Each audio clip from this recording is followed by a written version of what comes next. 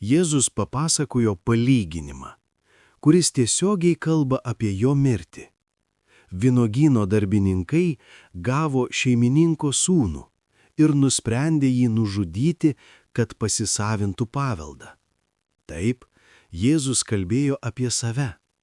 Vynuogynas yra Dievo tauta, darbininkai – tautos vadovai. Ir tada Jėzus sako, akmuo, kurį statytojai atmetė, tapo kertiniu akmeniu. Čia atsiskleidžia kažkas gilaus. Iš vienos pusės Dievas pasirenka, iš kitos žmogus pavydi. Taip buvo su Abeliu, su Juozapu Egipte ir su pačiu Jėzumi. Tačiau ši kova prasidėjo dar prieš mus.